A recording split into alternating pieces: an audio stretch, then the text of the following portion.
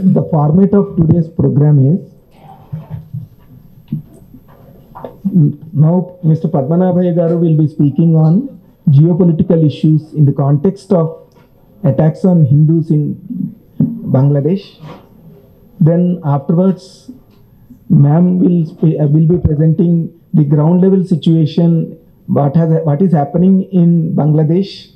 She will be making a presentation on the ground level situation. Then N.D.R. Shastri garu will be making a presentation for 10 minutes. Then from 11:30 onwards, 11:40 onwards, the discussion, the forum will be open for discussion. I know each of the officers, each of the dignitaries who are present, they are capable of speaking for entire session.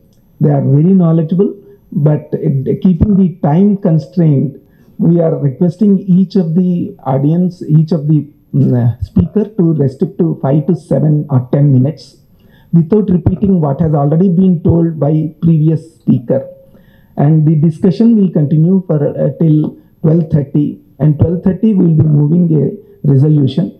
There will be a discussion on the resolution for about half an hour, and we will conclude the program by 1 o'clock. So now I request Sri Padmanabhaiah garu to speak on geopolitical issues. The current situation. I wanted to say, I would go back a little into history. India is an extremely difficult country to govern. First, I must make this point. The reason is, it's a British historical legacy. The neighboring countries, all of them, Burma, Pakistan, Sri Lanka, Bangladesh, they were all at one time part of British India. They have all separated. Burma first, Sri Lanka later, other things. And second point is, all these countries are much smaller than India. So what happens is, I have been Home Minister, Home Secretary for about 5 years, and I was in the Home Ministry for about 17 years altogether. So I have some experience. What we have noticed is, being a big country, they call you big brother. The big brother is not treating us properly. Or if you treat them properly, he is giving a sort of patronizing attitude to us. So either you are patronizing or you are not doing anything. So every time they have a complaint against you, whether you do it or you do not do it. So at one time, it is a difficult thing to balance. When Mr. Gujral was the Prime Minister, he brought out a policy saying, neighbor first policy. What he said was, unless the other countries also develop all around to some level, if they are not developing properly and we only develop, there would be a jealousy. There would always be pointing at us, saying that, look, India is growing, what they have done for us. So he said, if you are doing something, please see that the neighboring countries also develop to a certain extent, depending on their resources or whatever it is. We must help them. And this was his policy. A lot of people have praised that policy.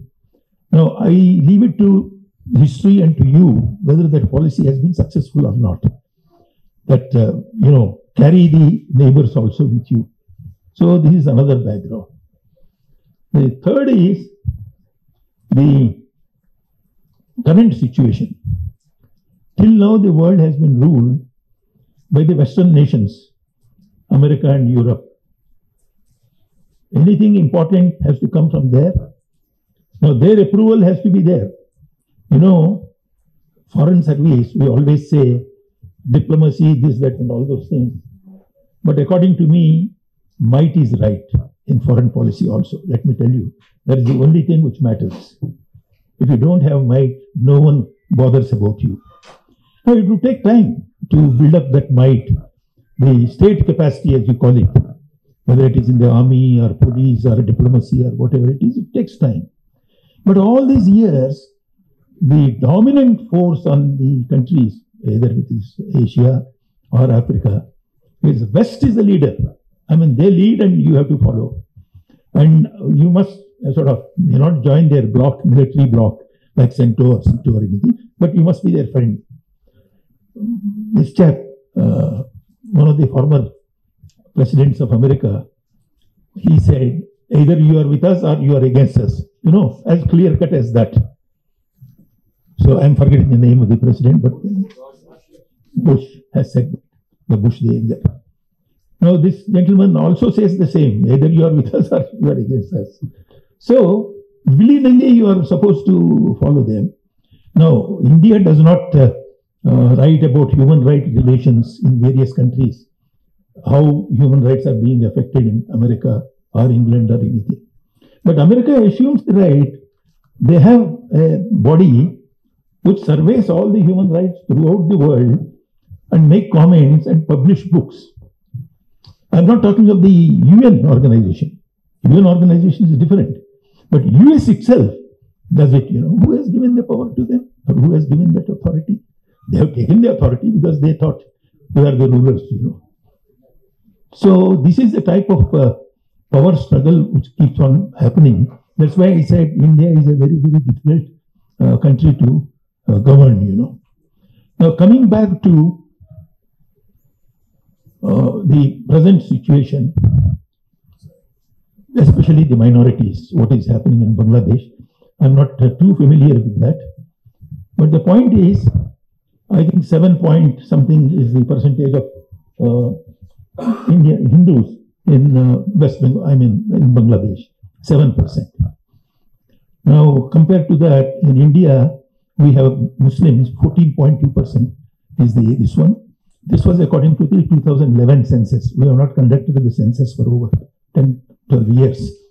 So if you are conducting that, perhaps this percentage, 14 also would go up, you know.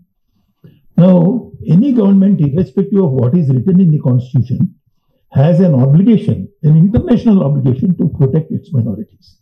There's the point I wanted to make. Because Bangladesh, what has happened is, it changed its constitution many times. One does not know what is there, what is not there. They say it is a secular country. I mean, that's what it says. But also, Islam is the sort of state religion and all that.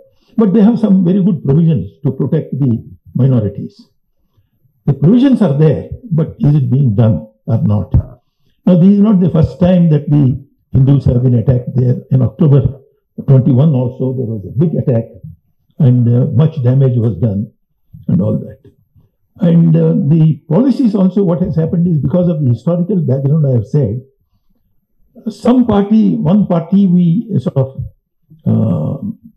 India supports. For example, the Sheikh Hasina's party in Bangladesh. Now, if there is a change, it's radically opposite. You know, the other one is totally inimical to you. Same thing happens with this one, Sri Lanka. And the small country, what is that? The island nation, Maldives. So everywhere. So Nepal. So all these things, what happens is they're radically opposed to each other, their parties. And so you have to face the music.